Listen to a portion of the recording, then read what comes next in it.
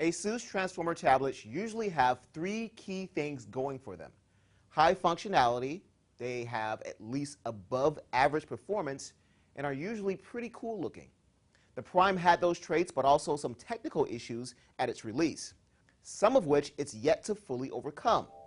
Enter the Asus Transformer Pad Infinity TF700.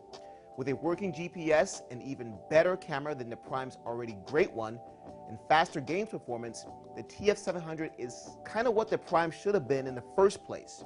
But then you throw in a high-resolution screen, and you have my attention, sir. Hi, I'm Eric Franklin, and today I'll take a first look at the Asus Transformer Pad TF700.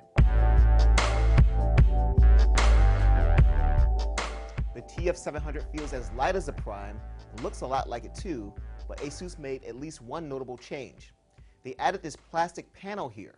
What this does is let the signal from the GPS more easily escape the tablet's aluminum body, giving the GPS actual performance, something the Prime struggled with. All the physical features, the micro HDMI, micro SD slot, headphone jack, multiple microphone pinholes, and volume rocker are the same on the TF700, but Asus moved some of them around to different areas. The keyboard, which costs $150 extra, oh, by the way, the TF700 costs $500 for 32 gigabyte and $600 for 64. As I was saying, the keyboard seems to be the exact same one used on the Prime. The most exciting thing about the TF700, especially if you already own a Prime, is the screen resolution. It's 1920 by 1200. That's the highest anyone's done for an Android tablet so far. The Prime's resolution is 1280 by 800. And at first, it's kind of hard to tell the difference. On the home screen, you have to get close to text on app icons to really notice it. You notice it more with text on the web, but again, it doesn't necessarily jump out and grab you. And it's not until you're looking at them side by side that you start to appreciate it. The biggest difference I saw was when I looked at ebooks. The text is obviously blacker and sharper. Compared to the new iPad, honestly, it's really difficult to see a difference in text quality and sharpness.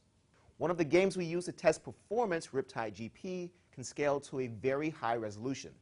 Well, on the Prime, scaling that high would also lower the frame rate, but on the TF700, thanks to the faster processor, the TF700 has a 1.6 gigahertz CPU compared to the Prime's 1.3, you can run Riptide at its highest resolution with no noticeable dip in performance. And it looks sharper. Not all games scale as well as this does, though. GTA 3 still looks great, but not any better than it did on the Prime. 2D games like Angry Birds look pretty much the same on the new screen as well.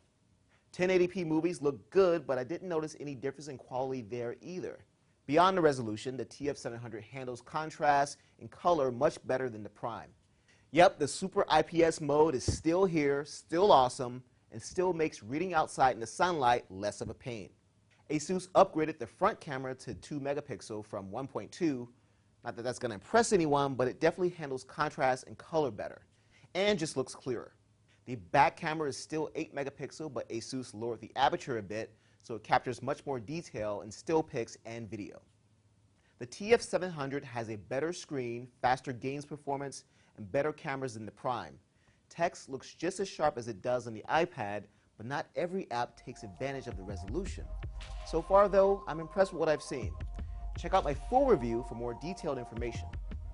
Once again, I'm Eric Franklin, and this has been the first look at the Asus Transformer Pad Infinity TF700.